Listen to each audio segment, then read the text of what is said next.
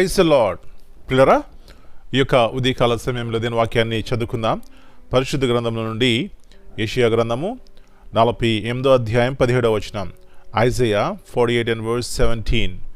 నీ విమోచకుడును ఇశ్రాయేలు పరిశుద్ధ దేవుడైన యెహోవా ఇలాగు సెలవిచ్చుచున్నాడు, నీకు ప్రయోజనము కలుగునట్లు నీ దేవుడైన యెహోవానగు నేనే నీకు ఉపదేశము చేయుదును, నీవు నడవవలసిన త్రోవను నేను నడిపించెదను.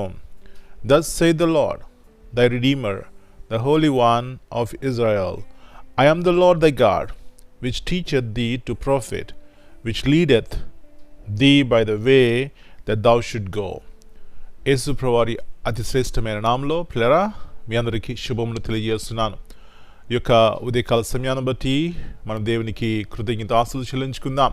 ఈ ఉదయం నా లేచి, ప్రభువా నన్ను ఏ విధముగా నడిపిస్తావు, మీ చిత్తంలో నడిపించు అని దేవుణ్ణి అడిగినప్పుడు, దేవుని యొక్క సన్నిధిని మనం కోరుకున్నప్పుడు పిల్లరా మన త్రోవలు సరళమవుతాయి, మన యొక్క ఆలోచనలు స్థిరపరచబడతాయి అనే సత్యాన్ని జ్ఞాపకం చేస్తున్నాను. ఇక్కడ చూసినట్లయితే నీ విమోచకుడును అని ఉంది.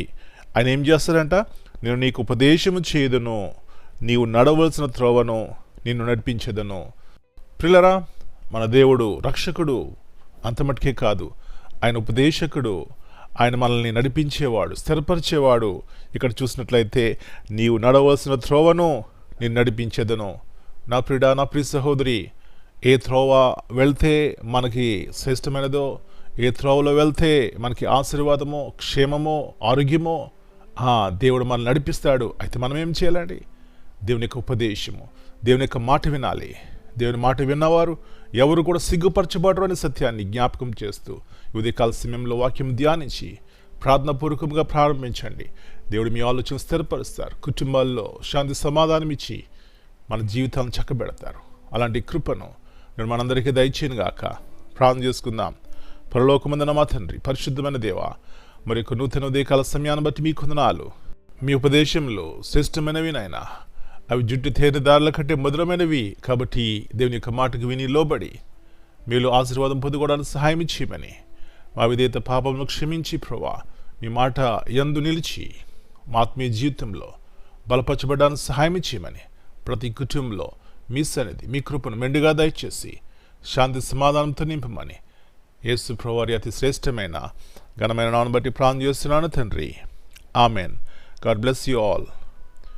My dear brothers and sisters, greetings in the precious name of our Lord and Savior, Jesus Christ. Here in Isaiah 48:17, the Bible says, I am the Lord your God, who teaches you what is best for you.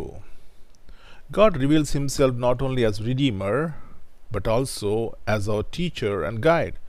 He knows what is best for us.